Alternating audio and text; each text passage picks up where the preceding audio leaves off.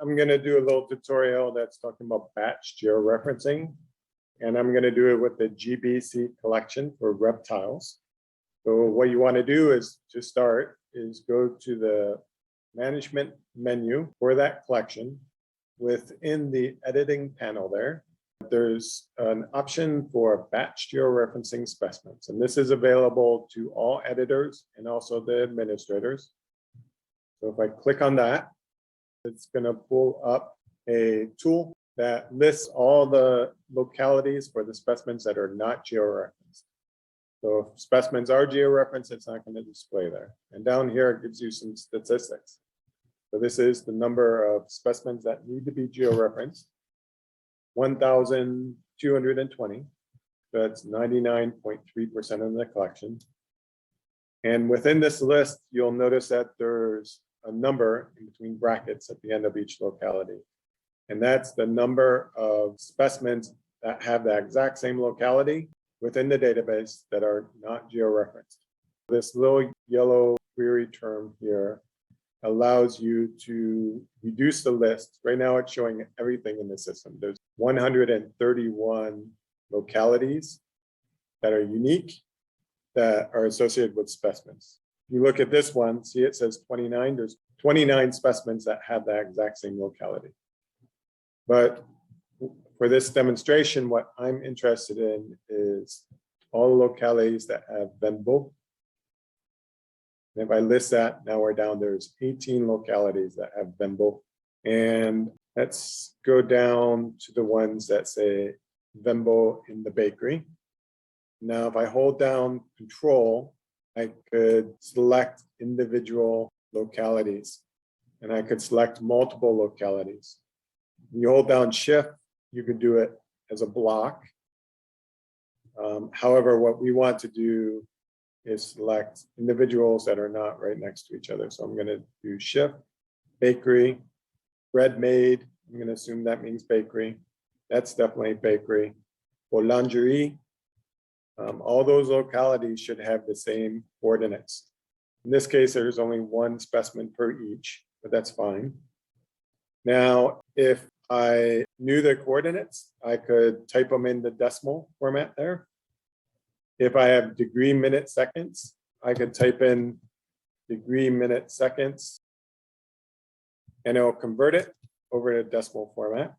However, I personally have no idea where this place is. If I did know where it was, I pull up the map, zoom in, find it, click on the map. It puts the coordinates up there. If I knew the uncertainty in meters, it also give me an error radius. This interface also, you could switch over from satellite to terrain map. So it's very useful. So if I knew that, I could submit the coordinates that way. And if you use the map interface, the datum is WGS84.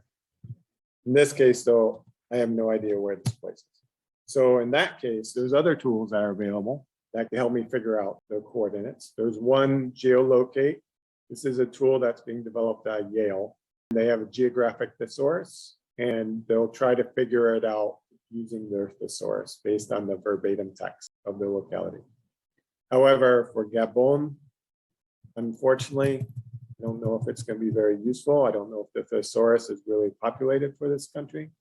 Even if we do Gabon and Venbo, they can't figure it out. So maybe that's not the best tool to use. However, there's a second tool to the left of the geolocate. And any of these tools, if you hover over, it'll give you a little hint. It says search for clones previously georeferenced. If I click on that, what it's going to do is it's going to take the text. If you have multiple localities selected, it's going to take the very first selection. So right now it's saying Venbo Bakery. And it looks in the database for the exact match. And you could select whether you want to target just the current selection you're in or all the selections within the portal. The current collection doesn't have a lot of specimens georeferenced, so we want to search all the collections. And there's no matches based on an exact match, but what you could also do is say contains. and it'll do a wildcard search. So it'll search for anything that says Vembo Bakery. Still, we're getting nothing. So what I'm going to do is just search for Vembo. And in that case, I get a lot of hits. These are all specimens that are in the system all together that have Vembo in it. I could pan and zoom, regular tools that are available. And if I click on one of these selections, it gives me the locality of that specimen, that georeference specimen. So it's saying 3 kilometers west of Vembo, and it gives the coordinates for that specimen. And now I'm going to guess, since all the dots are over here, I'm going to guess this is the area that we want. And I earlier looked at all these dots and I couldn't find bakery. But let's say, for instance, one of these dots was a bakery. I could say use these coordinates. And what it does is it puts those coordinates into that field. And then after that's in there, again, I could use this other tool to fine tune it. So let's say that I was here. Let's say I knew where the bakery was. Let's say it was that building right there. I could select that building. We're going to say it's accurate up to 300 meters. And I could also adjust that accuracy using the map if I want, or I could adjust it there, adjust the map. So it's a nice, useful tool for getting that information in there. Now I'll say submit. This error in meters value is as important as the coordinates are. And if you're not the one that collected the specimen, sometimes you don't know what that is. And sometimes you kind of have to guess or figure it out based on the locality. And it's probably best to err higher. And you could even enter in, 10,000 meters, which would be 10 kilometers. So that's plus or minus 10 kilometers. So in that case, it seems like it would be plenty.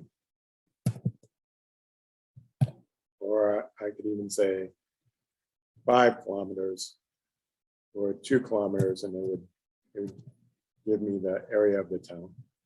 I could even drag it there. I know I would be in that area if I knew nothing else. Okay, so now once I have coordinates, what's also important is some of the metadata. It's gonna give by default the date and the tool that you used. So georeference batch tool and the date of when it was done. It's gonna assume that you have high confidence in that locality. If you don't, you might want to change it to medium. And if you're using specific protocols, you might want to list the protocols there or remarks. And then it records who's doing the georeferencing. If you're using processing status as part of your workflow, let's say all these specimens were given as stage 2.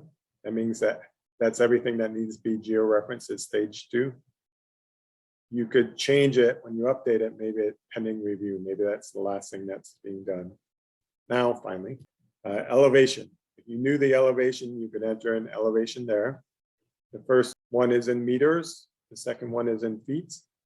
And if you knew the feet and you don't know the meters, it will translate the values there.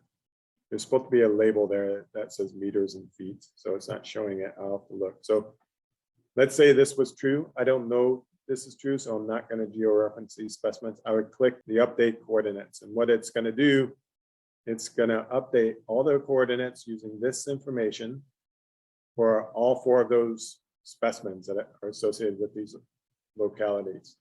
It's only going to populate the elevation if the elevation in the target specimens is null. If there's already an elevation there, it's not going to copy over the source data. One more thing. Let's say you were going in there and you see an error in the locality, and maybe you want to fix that. There's 2 spellings for this camp. I don't know which spelling is correct, but let's say that was incorrect. I could go in there and click the little pencil symbol. That's going to open up that record in the editor.